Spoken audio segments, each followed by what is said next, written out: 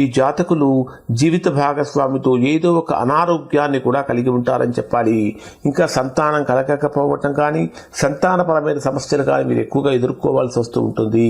ఈ జాతకం ఈ అనంతకాల సర్పదోషం ఉన్నటువంటి జాతకులకు శృంగార జీవితం మీద కూడా దీని యొక్క ప్రభావం చాలా ఎక్కువగా ఉంటుంది అని చెప్పాలి.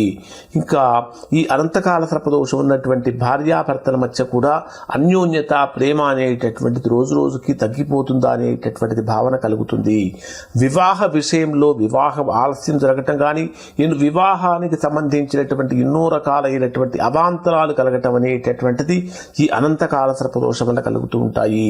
భార్యాభర్తల మధ్య నిరంతర మనస్పర్ధలు అపార్థాల కారణంగా వాదనలు వీరి నిత్య జీవితంలో భాగమైపోతూ ఉంటాయి. ఈ అనంతకాల సర్పదోషం యొక్క ప్రభావం వలన వారి వైవాహిక జీవితంలో ఆర్థిక స్థిరత్వం కూడా ఏర్పడుతుంది అని చెప్పాలి. అంటే ఆర్థికంగా స్థిరంగా మారుతూ ఉంటారు. కుటుంబ సభ్యుల వలన కానీ లేదా ఇతర వ్యక్తుల యొక్క జోక్యం వలన కానీ ఈ జాతకులకు ఎక్కువగా సమస్యలు వస్తాయి. వేరే వాళ్ళు ఎవరన్నా వీరితో కనుక ఇంటర్ఫియర్ అవుతూ ఉంటే, వీళ్ళ సమస్యల్లో ఇంటర్ఫియర్ అవుతూ ఉంటే వారి కారణంగా ఎక్కువ సమస్యలు వస్తాయి. ఈ దోషం ఉన్నటువంటి జాతకులకు తమ ఉద్యోగాన్ని కాపాడుకోవటంలో కానీ, ప్రమోషన్ సంపాదించుకోవటంలో కానీ, వ్యాపారపరమైన అభివృద్ధిని విషయంలో కానీ తరచుగా సమస్యలు ఎదురవుతూ ఉంటాయి.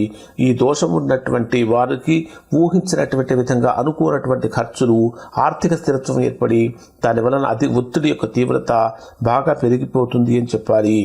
మరి మన ఆల్రెడీ వీడియోకి ఇప్పుడు 9 నిమిషాలు దాటినట్టుంది. మన నెక్స్ట్ వీడియోలో ఈ అనంతకాల సర్పదోషం ఉన్నటువంటి వారు ఎటువంటి జాగ్రత్తలు తీసుకోవాలి అనేటటువంటి విషయాన్ని, అనంతకాల సర్పదోషం ఉన్నటువంటి వారు తీసుకోవలసిన జాగ్రత్తలు ఏమిటి, చేయవలసిన పరిహారాలు ఏమిటి అనేది మన తర్వాత వీడియోలో చూద్దాము. శుభం.